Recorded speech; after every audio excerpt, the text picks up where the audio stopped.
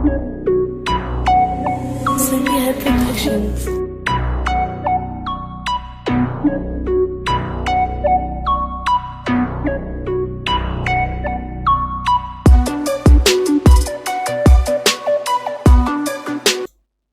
How's it going, everyone? Mick Ambrose from All About Tech. Welcome back to another video.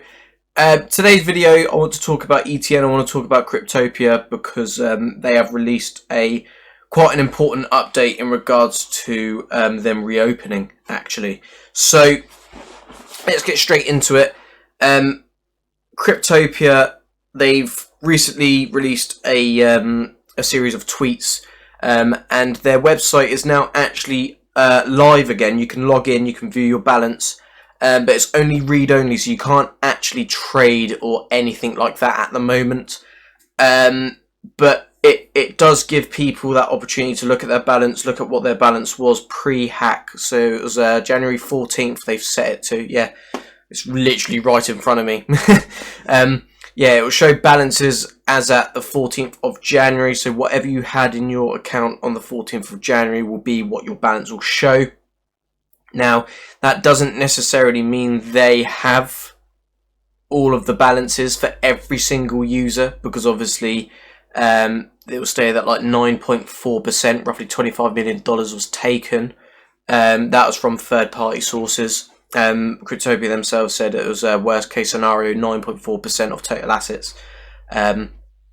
So they're encouraging people to go in and change their password, and they are currently finalising a rebate process for affected users. So, in my opinion, and as you can see, the website's now back up. I haven't used Cryptopia in quite a while. To be fair, I've not bought ETN in quite a while. So yeah, it's just one of those things. I don't really use it anymore. And if I did, I'd use Liquid now probably.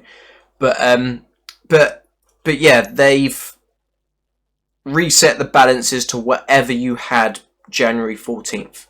So in regards to ETN, ETN's probably going to be safe anyway.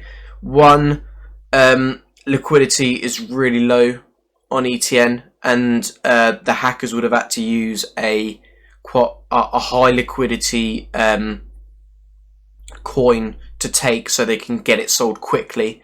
If they took $25 million worth of ETN, it would be quite hard to get rid of that all, because there's not that much volume there, you know. It would take them a long time to get rid of the coins, which is what they don't want to do. Two, it was stated that it was ERC20 tokens, ERC20 tokens being based off the Ethereum blockchain. Those are the ones that were targeted. So in regards to ETN, I think hopefully ETN balances will be safe. You can never be sure. But either way, they are going through finalising a rebate process. I don't know if you guys remember when NiceHash, the mining pool, was hacked, and they got hacked for way more than what Cryptopia was hacked for. And credit where credit's due, NiceHash are also doing a repayment scheme, a rebate platform, and they've just completed like reimbursement 14, which they've been doing monthly to reimburse their users. Which is kind of cool. They're making up for their mistake of not having adequate security, and it looks like Cryptopia are taking responsibility by doing a rebate process for affected users anyways. So judging by this tweet where it says affected users only, it just goes to show that it may have been a small amount of Cryptopia's users affected. Still probably thousands of people affected, but Cryptopia had hundreds of thousands, if not way more than 1 million users overall on their platform. So it will be a small percentage of users affected. So that would be what the rebate process is for, and they've been making money with fees, etc. I mean, they're a business; they're there to make money. They must make sure that they've got money. They must have had money set aside, or they're going to be putting a percentage of their earnings towards a rebate program. So good to see that that's happening. Now I want to talk about the current markets, because the crypto markets are currently on the rise. As you can see, Bitcoin up currently 3%, and 3% rise in a coin that's worth nearly 4k. It's a bit more considerable than, say, one down at the bottom end of the scale with a really small market cap being up 20%. You know, it's still adding a lot of market cap to that. So what could be happening with this? Why is there possibly been a price spike? So this could be one of the potential reasons, and that is a new report has come out stating that Starbucks has gained significant equity in Bakkt, which, if you guys haven't heard of Bakkt, I did speak about Bakkt in a previous video quite a while ago when they were first announced. But they're going to be like a digital assets payment platform. They're going to offer digital asset services. They're currently in the process of getting a Bitcoin futures contract approved by regulators. And Bakkt, they've been really working hard to get this stuff done, and they've got some really big people backing them. Bakkt. But this could potentially be really good for not just Bitcoin, but the entire market in general, because it shows that there is that use case there. It shows that you can do that there. You've got millions of Starbucks customers, and Starbucks, they're not just like, this partnership isn't so that they're exclusively using it. They're the actual term is that they are as the flagship retailer, you know, because they're in like over 20,000 locations worldwide, millions and millions of customers that use the Starbucks app,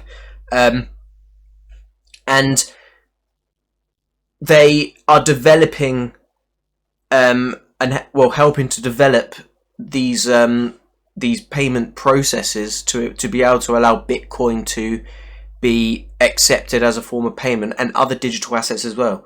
So what my only concern is that Bitcoin, I don't know how they're going to do the how they're going to process the transactions, because if you've got millions of people trying to use Bitcoin's blockchain for transactions, it's never going to happen. Bitcoin's blockchain is not adequate enough, it's not fast enough.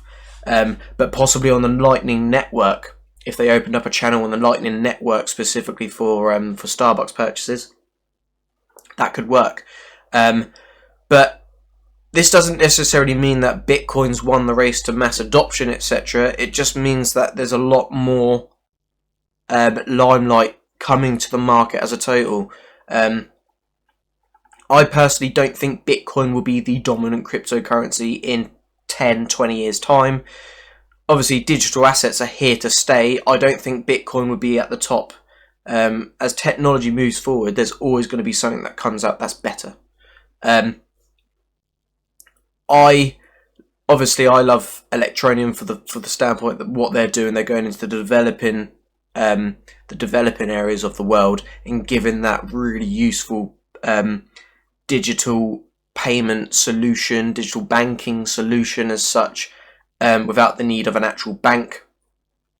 And the thing is, with this Starbucks thing, it's not like Starbucks are stockpiling the Bitcoin, it's being converted to fiat straight away. So it's not like Starbucks are ready to just outright collect all of the Bitcoin that they will process. So this is stating that it's going to come out, they're going to start at some point in 2019.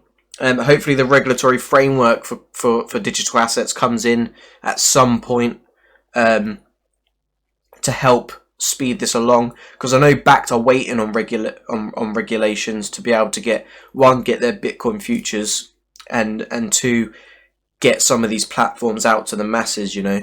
But whatever helps speed, whatever happens for this to speed up, it can only be good for the entire digital assets market. Now, in terms of ETN, and I'm not prepared, so I have to search. But as you can see at the moment, Electroneum has been declining at a bit of a rate recently, down to 159 satoshis. Not fantastic, obviously. Obviously, we're in it for the long run, but in terms of this, one of the reasons why I think this could be is, one, because we've had a massive influx in mobile miners come on board. Two, blockchain emissions at the moment. Obviously, I can't remember the exact figure, but there's a lot of ETN being rewarded per block, and obviously every block is like 60 seconds or 2 minutes. So there's a lot of ETN, and because trade volume's so low, there's not really any retail investors and not really any institutional investors yet. There's so much more supply than there is demand. So that's one of those things. So that could be one of the reasons. Obviously, I'm not a financial advisor. I couldn't tell you with exact facts what the reasons could be, but that's one of my opinions, which could be it. But as soon as the demand comes for Electroneum, and you've got to remember, with Electroneum, they don't want to be a cryptocurrency that wants to be traded on exchanges. Yeah, we need more trade volume to help the price now, but it would be so much better for Electroneum to be used as an actual currency, not just to trade with. You know, it needs to be used in order to buy goods and services. It needs to circulate in those areas without coming back to an exchange to be exchanged for fiat. If we could be at a point where ETN, you can earn ETN through mobile mining, gig economy, you can spend it on goods and services. You got those four things right there. I was trying to decide which out of my thumb or my finger to use then. But if you've got those four elements, there's not much reason to get fiat included in that. There's not really much reason.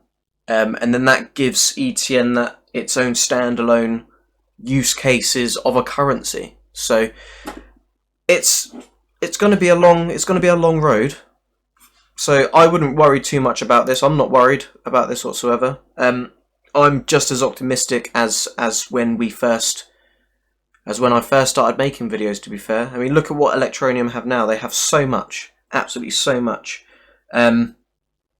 So yeah, if you like this video, guys, give it a like, give it a thumbs up. Comment down below what you think about the whole Bakkt Starbucks thing. It is exciting because it shows that progress is being made for digital assets to be accepted as a whole, and you need those big trusted companies and corporations to get behind it in order for it to happen. So that's the way it's going to get mass adopted, and hopefully Electroneum can get in with the likes of Bakkt and those sorts of organizations that already have a huge amount of respect, you know. So yeah, like, comment, subscribe, and I'll catch you guys out in the next video. Peace out.